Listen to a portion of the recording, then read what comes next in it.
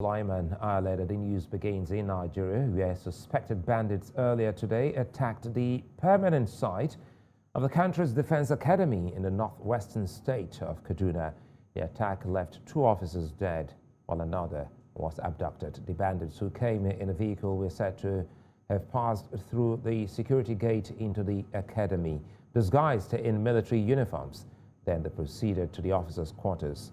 The 2 officers killed were a major and a squadron leader, while the other officer was taken in captivity.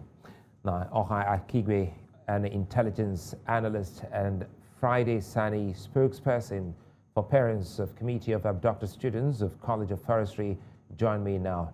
Gentlemen, good to have you on Continental Prime. Let's begin with you, Mr. Akigwe. Well, this is an unprecedented incident in the history of Nigeria, an attack on one of the best military training universities on the continent. How does one explain this?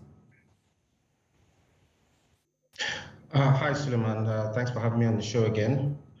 Well, it comes as another great shock to us, and when I say us, I mean the entire country. I've been receiving calls all day long, from people that are really concerned as to what this implies for our security effort.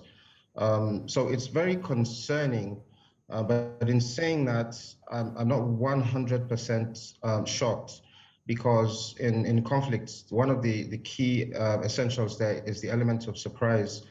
And one of the things that the bandits have going for them is that they have that element of surprise, that they're able to pick and choose targets when they wish. Now, I'm not 100% shocked, like I said, about the attack on the NDA, not because of its symbolic place in society, but what surprises me is their ability to be able to elude capture. And that just says to me that we still have a long way to go in our response capabilities. I think Nigerians are worried, as you said, yourself inclusive. You've received calls because you're an expert in the field of security. People are asking to, have a fair understanding of how this breach occurred. Did you think this was something that is insurmountable for the country to deal with? No, it's not insurmountable. However, it is going to be a huge challenge going forward. Over the years, I've sounded a lot like a pessimist, and I've always said that to be able to act in the capacity of doing my job as an intelligence analyst, I tend to look at the worst case scenarios. Now, that area where the NDA is located is an area that I trained back in the day while I was still a cadet. And that area wasn't really developed. It was complete forest. So you'd see that it definitely provides a whole lot of cover for these bandits to be able to move around, to traverse. But it's obvious that they put in time planning this attack and springing it. But like I've said, my concern here is their ability to be able to evade capture. I'm aware that efforts are still being made to track them down and to recover those that have been taken. But still, it does give me a lot of concern going forward. It also dents, kind of some of the success that has been achieved by the security forces in the last few weeks. And this tends to frustrate the efforts of all those on the ground and even public citizens as well. Quickly, some have argued that whenever there is such amount of, insecurity, is either the government or some very influential individuals or countries, are involved. Do you sense, any of such in what Nigeria is battling at the moment?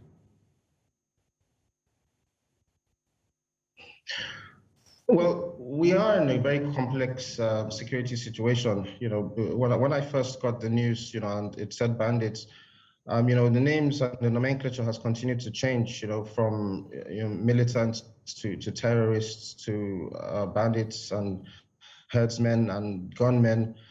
So that just indicates that, you know, our security equation is really complex.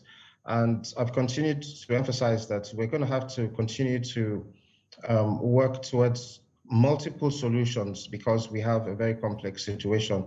And we're caught up as well in a situation that has been developing across the region, across the Sahel. And this has been going on for many years because even while I was still in the service, I was I operated alongside several other agencies going across West Africa and trying to track, you know, movements of some of these groups across the region. So that's how complex it is. And, you know, I've continued to say that Nigeria itself offers a lot of opportunity to some of these guys because one, it's a large country. Two, it does have its own prosperity. So we find that, you know, kidnapping for ransom now has become sort of lucrative. And this has also encouraged, you know, more and more groups to continue to perpetrate these acts. Let me bring in Mr. Sani quickly here. Mr. Sani, thanks for joining us here on the news. And we actually understand that the parents of these kidnapped students are going through a lot, and we'll continue to pray for the safe return of all the abducted students of the College of Forestry. Quickly here, that institution is a few meters away from the Defense Academy. Has this attack come to you and all the parents as a surprise? Yeah, good evening. Thank you for having me. I want to first of all say that the student of Federal College of Forestry Mechanization has since regained their freedom. They were released since on the 5th of May this year. And by God's grace, we are the parents, as parents of the students, we are doing our best to ensure that they are properly rehabilitated. The issue on ground actually came as a shock to every one of us. When the incident of forestry took place in the month of March, everybody around were like, look at the military barrack close to the forestry, just a stone throw to the forestry. Why is it that the military didn't come to the rescue of the students at that time? And like saying that we don't know. Then it's just like a saying that goes that when you see your neighbor BS is catching fire, what you need to do is to get the water and started rubbing your own so that it will not come. To us, it's a very big shock because everybody around the Defense Academy were like thinking that maybe the presence of that academy alone should be a thing that should have given a cover. But so many things has happened recently. Before the attack on forestry, there was an attack at the airport, that is Federal Airport here in Kaduna. And on that road to airport was where the main gate of Nigeria Defense Academy is directly facing. And from airport, then you get Federal College of Forestry. And now the main academy is now affected. To us, it's a very big shock. And I think anybody that heard about this issue, the attack, will be surprised because it's a place that soldiers are trained, deployed to several areas for security purposes. Let me bring in, apologize, Mr. Sani, quickly, let me bring in Mr. Akigbe, because I just wanted you to establish that issue about the proximity, which you've already done. And Akigbe, again, you've heard him. We also heard what happened to the quarters of the Federal Airports Authority. It would seem as if a lot of people are saying that, knowing full well that that axis is already populated by the terrorists or the bandits, as Nigerians now call them, the military haven't, and other security agencies sort of haven't actually taken it upon themselves to provide proper security, and now it would seem as if they were caught pants down napping. Tell us, how does it sound for some people to come into such facility dressed in military fatigue and have easy access to quarters where officers were living? Well, yeah, like I told you, my phone has been ringing off the hook more or less all day, with people asking the same question. So it's a very difficult question to answer. We definitely have to be able to work out how we're going to clear out that whole area, because, you know, considering some of the facilities, like the airport in the close vicinity, a lot more effort is going to have to go into clearing out the forest area. But like I said, it's a deep, long area that needs to be cleared, and that effort is really going to have to come quite soon, because if not, it's very likely that this is going to continue to happen again and again. Yeah, before I go back to Sani, quickly here, just recently we have seen the Nigerian military recording tremendous gains in the fight against insurgents, and we've seen also a lot of other people coming out on their own volition to say, look, we are now repentant. What does this make in the fight against terror for the Nigerian military? Because this looks like an audacious affront to the Nigerian military. Is that for me, Suleiman? Yes, for you. Okay. Yeah. Okay. So it's a bit of a roller coaster. The entire security effort, because on the one hand, you know, you seem to be winning the battle one day, and then you're set back another day, and this is what's going to go on for quite some time to come, unfortunately. And you know, every time I say that, you know, it doesn't sound good, and people kind of get discouraged. But it's what we're going to have to do. We're going to have to continue to try to win as many as we can, and try to work out, you know, all of those gaps in our security architecture. And there are quite a lot of them. Let's face that. Over time, these things have developed, and we're now trying to plug the gaps in the architecture. That's going to take quite a lot of doing. And unfortunately, the situation in the region isn't helping at all. So we're finding that, you know, people are continuing to move into a whole lot of these bushes and operate from there. This is becoming like a modus operandi. So we're finding that they're taking refuge in these bushes, forests, wherever they can find them, springing attacks from those areas, and then retreating back into those areas. So in terms of the manpower it's going to require to clear out some of these areas, it's going to require quite an amount of manpower going forward, but you know, it's something we're just going to have to do.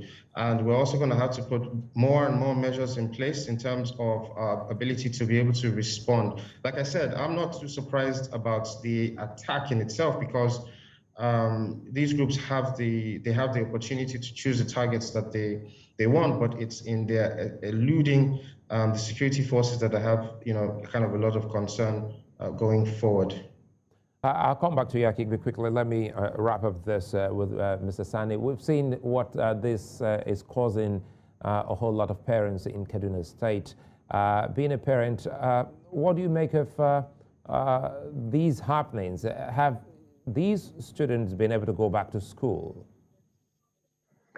Yeah, actually, the management of the school have been working tirelessly to see how the students will return back to school. But the challenge we have is that the location of the school, because after that particular school, that is Federal College of Forestry, you won't get any other establishment or maybe a settlement for almost about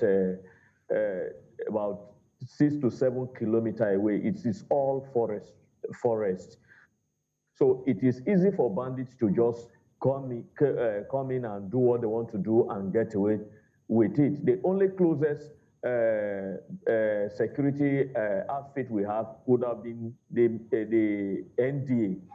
The other one is one div, which is somewhere in Kao. Before you call for their intervention, the bandit would have done what they would do and got away. That is what really happened the other time. Going back to that place is what we are looking at. It won't be as easy as that. As I'm talking to you now, some of the students are supposed to graduate to join their colleagues in the next batch of the youth service are writing their exam. They are being hosted by National Water Resources Institute in Kaduna. That is where they are writing the exam because it's in the center of Mando in Afaka there. They are writing the exam now, and the management also are thinking on how to relocate the hostel, to the main town, then provide a kind of commuter, a vehicle that will be conveying the student from the hostel down to the school after the lecture, return them back to their hostel for the main time, pending when this security is properly beefed up around that area. But for now, with the situation on ground now, I think the issue of going, because now if bandits can enter a military environment at night and go away with an officer, kill other two, then it means in the college, there is tendency that they can even stroke in the daytime. So I don't see the possibility of management reopening that school as soon as. I don't see the possibility because the environment is not secure. And apart from the school, there are nearby settlements. There is a settlement close to the school and also at the same time to the barrack. Almost every time, those people are around that area always talk about bandits coming into the settlement, going away with people. Let me bring in Mr. Akigbe so that we can close. You've heard Mr. Sani. He's raised his concerns there, and they are germane.